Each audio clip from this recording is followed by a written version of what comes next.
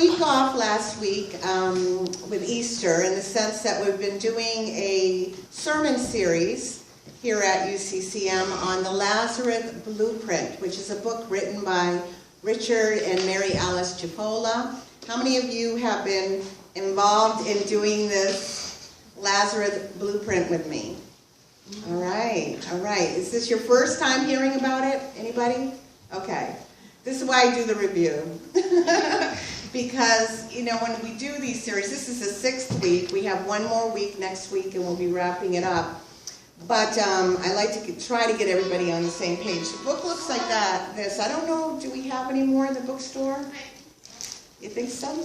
It's a great book. It has definitely transformed my life in these last, actually it's 7 weeks, because we had the Easter week.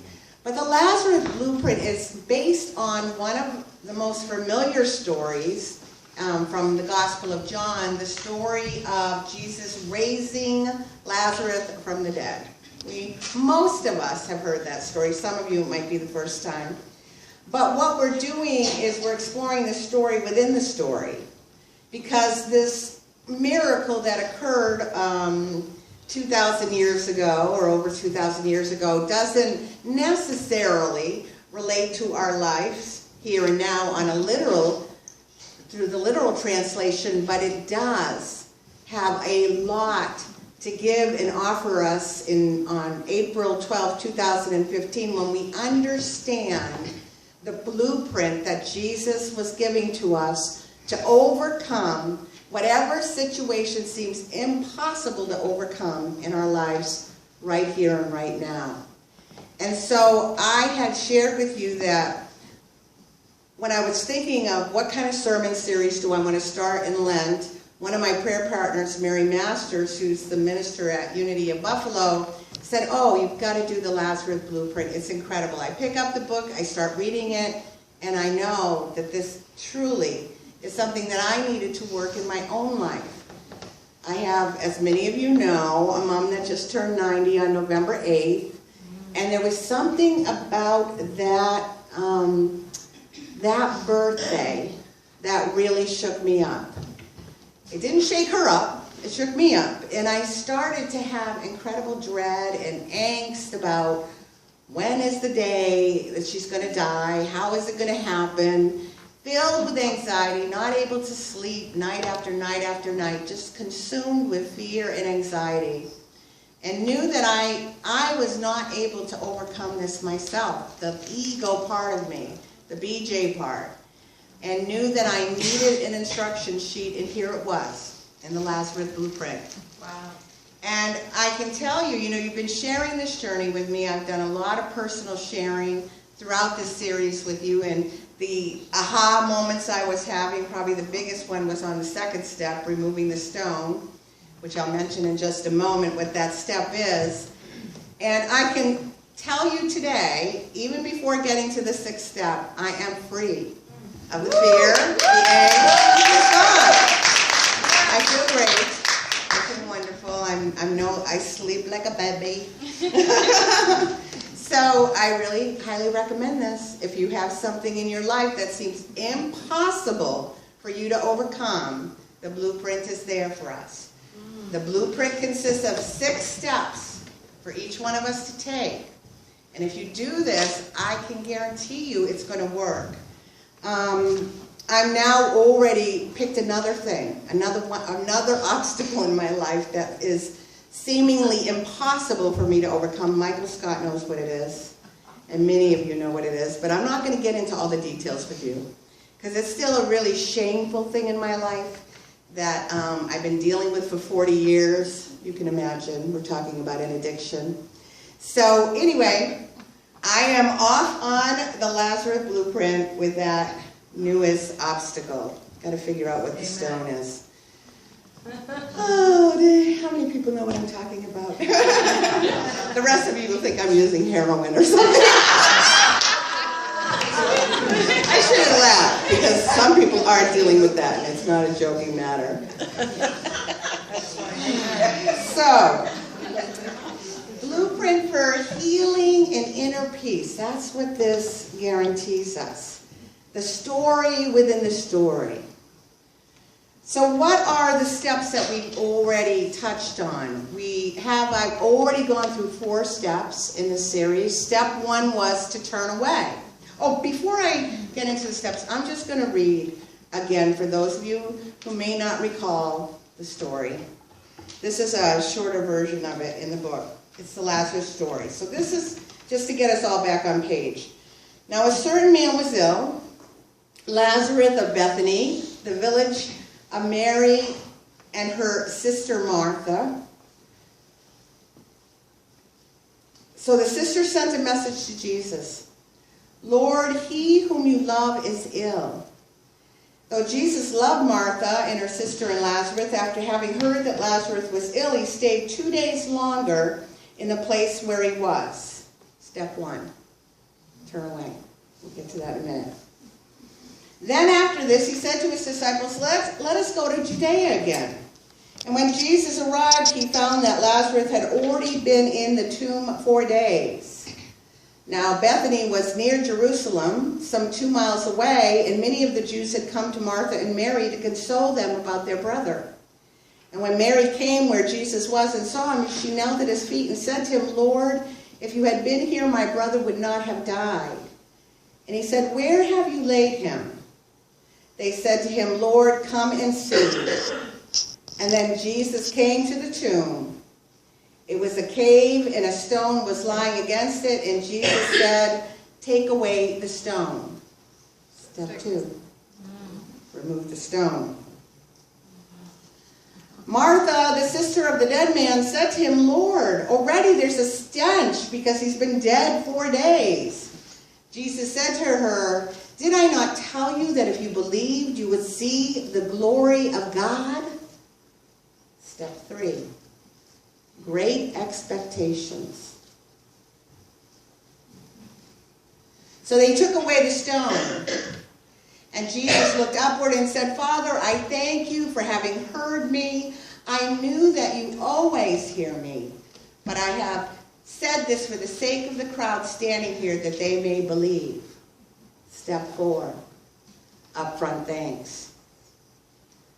And when he had said this, he cried with a loud voice, Lazarus, come out. Step 5, we're going to get to that in a minute. A strong command.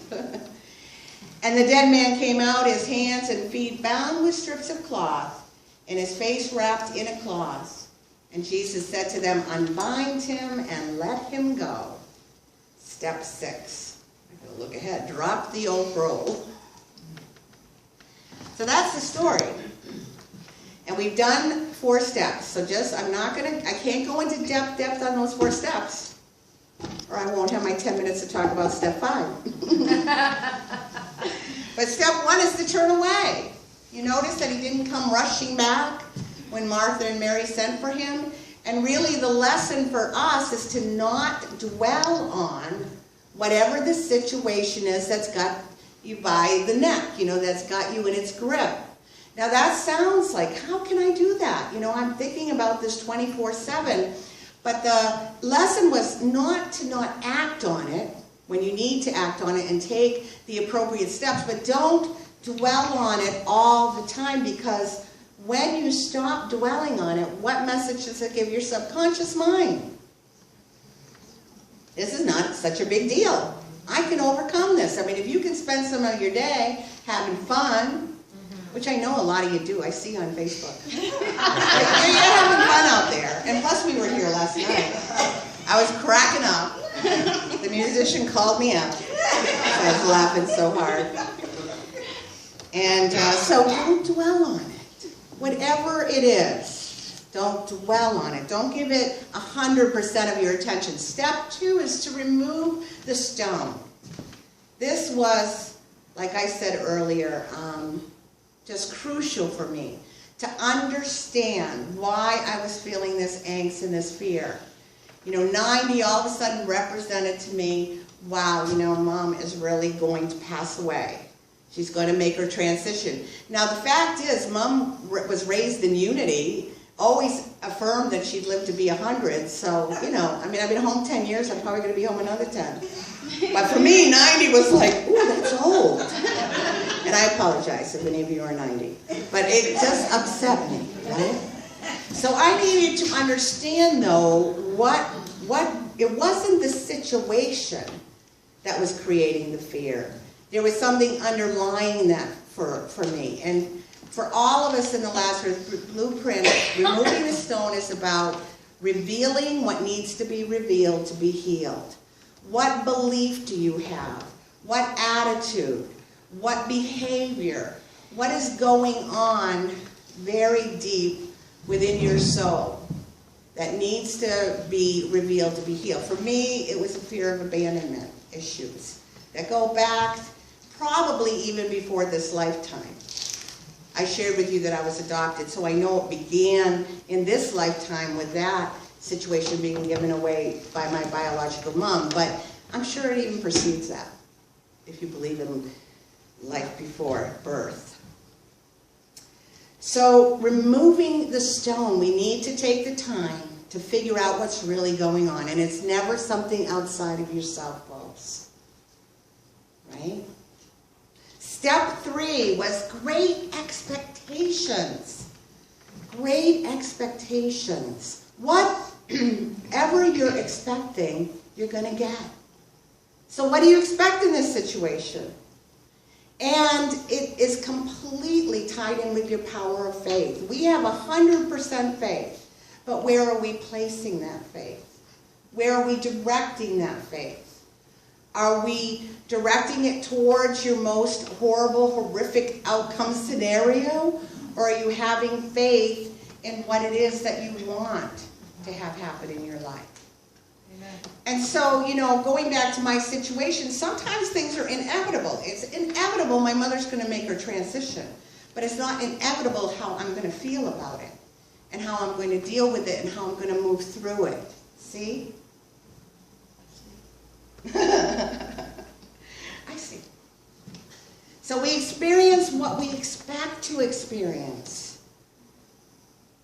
Step 4 was upfront thanks. Upfront thanks is learning how to develop an attitude of gratitude before your great expectation manifests. Being grateful ahead of time. And one of the things that was in the scripture that's so important is Jesus looked up. He looked above the situation. He looked above the problem. Because the solution to a problem is never at the level of the problem. That goes back to not dwelling on it. Turning away. You're not going to be able to feel grateful, have a new expectation, until you can lift your eyes, lift your consciousness to a new place to receive that new understanding. So are we on the same page? Are you doing that? Are you free like me? Did you overcome your obstacle yet? Yeah, okay. It's all right. I'm just thrilled that, I got through that one so quick, and now I can move on to the one. No, I can do it. You can do it, DJ! I'm going to the Unity Retreat, May 15th, 16th, and 17th. And you have to sign a heart agreement that you will not do certain things during those 3 days. No sneaking off in the woods, no, getting in your car, driving down. You sign a pledge for 3 days. So I'm going with Dolores, is she in the house? And who am I going with? Isabella and Jocelyn. So I better have my act together by then. Lazarus blueprint. We'll tell all, I smoke. I've smoked for over 40 years. Since I was 15 to 55. And I've tried everything, as Michael can attest. He's worked with me with, hypnotism. So anyway, the Lazarus blueprints are going to work, yes? Yeah. Come on! Thank you! Thank you! You're going to make it work. Thank you! You're going to make it work. You're going to make it work. Well, the Lazarus blueprint is an inside job. Yes. These are steps that you're doing internally. So what's your greatest Goliath? I know I'm not the only one who has a Goliath. Do I? No way. Oh my God, did you videotape that? I love you. I said I'm not going going to share anything personal today? He goes, I'm going to videotape you today. I said, well, I won't share anything personal. I'm going to be on all over YouTube now. So, today our focus is on step 5. Step 5, a strong command. Well, the reason I'm taking this on is now that I'm 55, I'm having all these thoughts about cancer and all these like horrendous thoughts. And I realized like, wow, you're going to cool it. You've got to stop this right here and right now. That's right. Right here and right now, you know. You've got to change your language. And that's what this is all about, a strong command. The power of the spoken word. Let me read from page 107 to start to get us into this step. This book is helping me so much. Here we go. So here's the strong command from the scripture. He cried with a loud voice, Lazarus, come out. We've arrived at a critical moment. The penultimate step of the Lazarus story. The great stone has been removed and no longer looms at the gaping mouth of the cave. An incredible drama is poised, ready to begin. The curtain is about to rise. And the powerful voice of Jesus slices through the thick tension of the moment and loudly commands, Lazarus, come out. Right on cue, Lazarus enters center stage. Let's move in closer. We have some key words here, words that reveal the secret to what you can accomplish. First, we have the highly significant phrase, cried with a loud voice. I don't have any problem with that. I don't even need this. No, but you know, what am I crying with a loud voice? I'm going to get cancer. No. All right, but I want you to hear this. You don't have to respond to me. This is what I'm doing though. Okay? I'm at the age. What are you crying out in a loud voice? About your Goliath, your situation.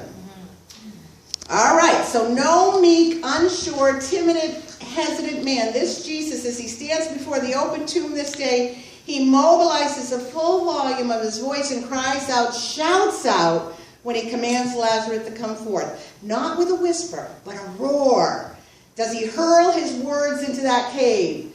And we can only imagine how the power within every atom of his body is emblazoned on these words as they travel into the tomb where Lazarus lies. So, Jaffola spent some time about the importance of this volume plus power. In Unity, we learn about the 12 powers. One of the powers is the power of power, which is the power of the spoken word, which is located physically, it's in your throat area. And if you're somebody who has difficulties in this area, sometimes, maybe you're a mumbler, maybe, people can hardly hear you because you talk like this, or you lose your voice, you get laryngitis a lot. It's just something, it's information for you. I worked really hard many years to develop this power faculty. So as you know, I could project.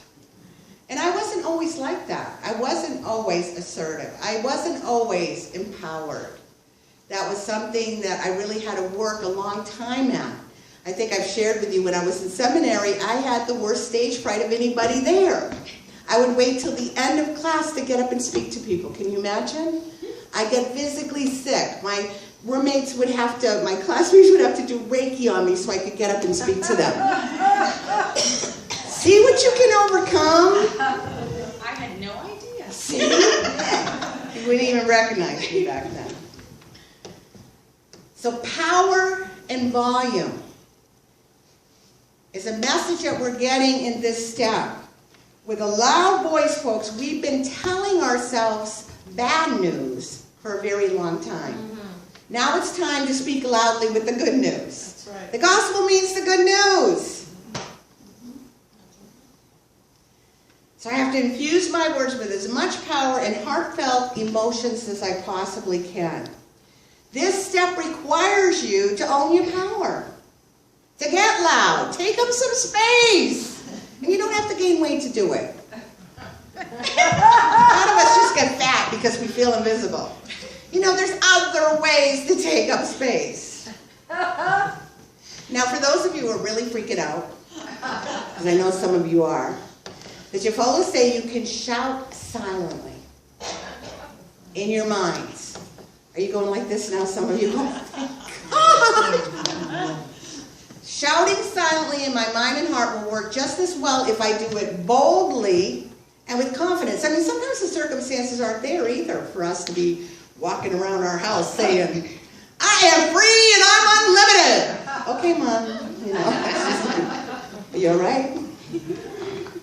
So you might be doing that silently. So before we deal with the specific words Lazarus come out, they spend some time around this whole thing of power in an analogy with sunlight and laser light.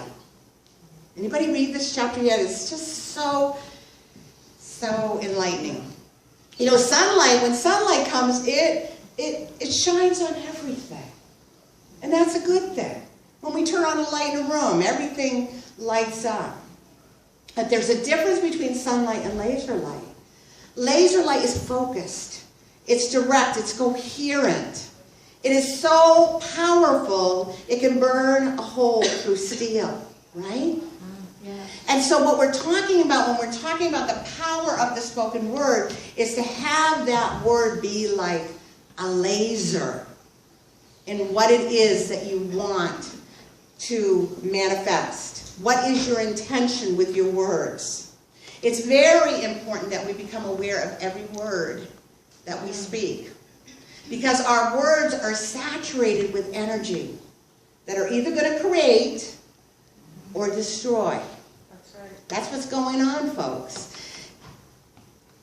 I become what I consistently say that I am.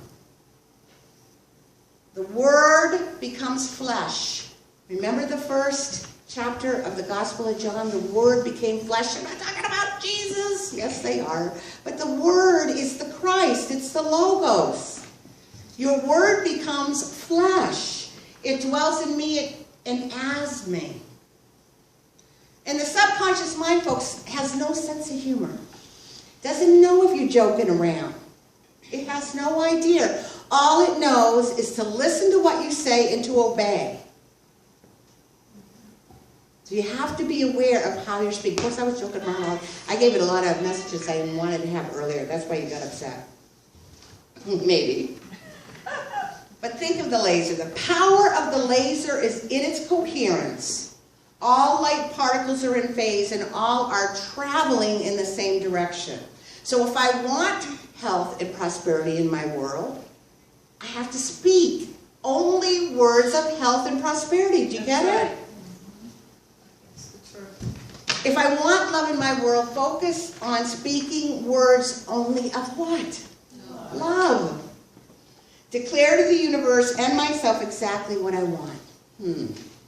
Okay. Have I been doing that as I'm worrying and angsting that I'm 55 years old and it's too late and I'm going to end up like Steve McQueen or whoever? And all the ones that come on, you Brenner, I wish somebody had told me earlier, like I didn't know when I was 20. So how do we learn how to do this? Jehovah's give a wonderful example of a golf guy, Alfredo. It's a great Hall of Fame golfer, Gary Player. When he was beginning his career, he would look at himself intently in the mirror and loudly proclaim, "You're the greatest golfer in the world." It didn't matter if he was losing tournaments or not. He was setting that intention. How many of you love golf, like me? How many are watching the Masters?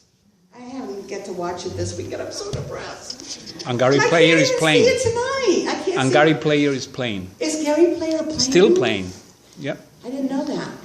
Well, anyway, I was going to talk about my fave, Tiger and Phil, and how they're doing. Are you following it? See, I can find on the internet what's going on. Phil is number 3. Third. And Tiger is having one of his best showings in the longest time. He's 6th. tied for 5th with the #1 golfer in the world, Rory, who I know Lois loves because she's Irish. There's Lois. Rory. But I want to just take a moment with Tiger. Have you noticed, any of you who are watching this week, how relaxed he is? Yes. How much fun he's having, how happy he is. Before the tournament started, he was out on the course with his family. They have a family day, and he was having such a blast with his kids and his girlfriend, and people were commenting on what a different attitude. I mean, one of the things that's been said about Tiger and how difficult it's been for him is that he lost his confidence that he had. And so it seems like it's back. So, I can't read his mind, but it's just interesting. And then, if you want to talk about the power of intention and the power of the spoken word, how many of you saw Jack Nicholson, is it? Did I get the last name right? I was trying to think coming down here. It's not Arnold Palmer, it's Jack. Who got the hole-in-one. Hole-in-one. I mean, he's what, in his 70s? And on a par 3, he did a hole-in-one? Yep. It's amazing. Hey, what do you want to manifest in your world? Yes. What do you want to have happen? Now back to those words that Jesus said, Lazarus, come out. I'm going to read you a little section here. We're going to go late. You'll be like, oh, I should have stayed home like the others. I don't know. All right. So these words loaded with Jesus' conviction, Lazarus, come out. That's what they're talking about. And his dynamic energy become a command so powerful it can awaken the dead. First, notice he calls to his friend by name. I want you to get this. When you're doing the power of the spoken word, a strong command, use your name. Lazarus becomes the head of an arrow piercing the darkness of the cave and directing itself with laser-like precision to the man lying within it. This is for you, Lazarus. Hear me now. By calling out the name of Lazarus, Jesus identifies the object of his command and aims his complete focus upon it. And in the same way, you will be calling out your own name to give focus to your command. Next, once he focuses his voice and his energies on Lazarus, Jesus boldly commands him to come out of the cave. Get out of that dark and lifeless place, Lazarus. Step forth into the light. When strong commands are issued with complete expectation, situations are made to comply. Lazarus walks out of the tomb.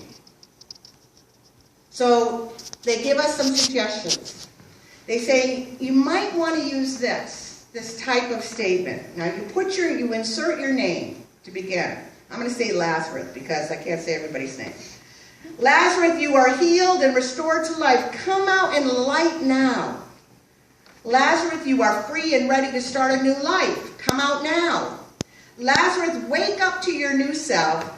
Wake up filled with peace. Come out now. Or BJ, no substance can control you. You're in charge. Come out now. I want you to say your name and say, come out now. Together. BJ, come out now. Again. BJ, come out now. Now look to the person next to you and say, dear one, come out now. Dear one, come out now.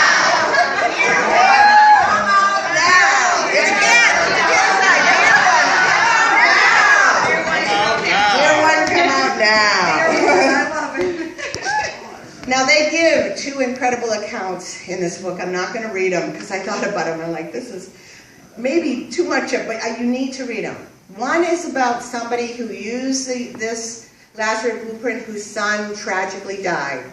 The other account is about a woman who was brutally beat up and raped and left for dead. And they talk about how this step saved them. Powerful, powerful accounts. There's nothing in this life that cannot be overcome. Nothing. Do you believe it? Yes. But I have to call forth the life within me, the life that I want, the life that's been lying dormant and is just waiting to be restored to wholeness. And I have to call it out loudly. I'll have no problem with that, whether it be silently or loud. Come out now. I leave the dark cave of the past and I step into the life of my new life. That's right. The light of my new life. So let us stand now and join together in singing